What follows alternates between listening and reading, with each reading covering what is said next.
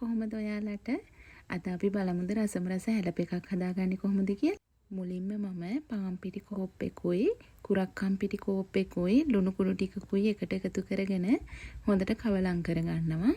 ඊට පස්සේ ඒකටම වතුර ටිකක් එකතු කරලා හොඳට මේ මිශ්‍රණය කවලම් කරගන්නවා.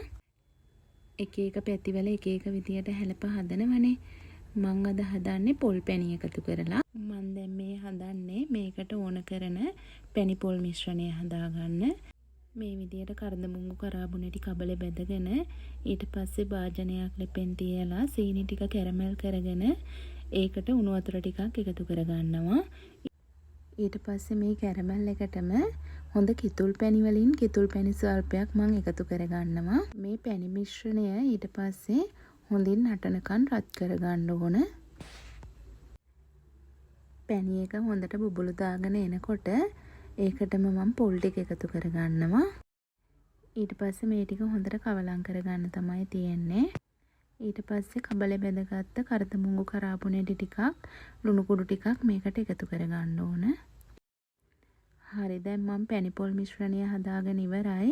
ඊට පස්සේ දැන් ඇසෙම්බල් කරගන්න තමයි තියෙන්නේ. මං ඉන්න පැත්තේ කැන්ද කොළ නැහැ. මෙන්න මේ කොළ జాතිය තමයි තියෙන්නේ.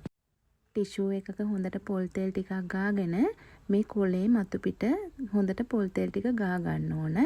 ඊට පස්සේ තමයි අපේ පිටි මිශ්‍රණය කොළේ උඩින් තියලා තුනී කරගන්නේ. තුනී කරගත්තු පිටි මිශ්‍රණයට පොල් පැණි ටික දාලා මේ විදිහට නවා ගන්න ඕන.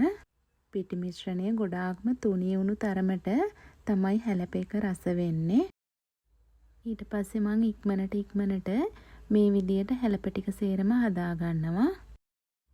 සමහරක් අය මේ පැණි පොල් මිශ්‍රණය වෙනම එකතු කරන්නේ නැතුව පිටි මිශ්‍රණයටම එකතු කරලා ඊට පස්සේ හැලප එක හදා ගන්නවා. මේ ටික මේ විදියට ඉක්මනින් හදාගෙන ස්ටීම් කරගන්න තමයි තියෙන්නේ. මේ ටික පැය භාගයක් විනාඩි 45ක් ස්ටීම් කරගන්න ඕන. මේ තියෙන්නේ රස පාටට මම හදාගත්තු හැලප ටික බලන්නකෝ රස පාටට තියෙනව නේද කියලා. වීඩියෝ එක හොඳයි නම් මගේ channel එකත් subscribe කරන්න අමතක කරන්න එපා.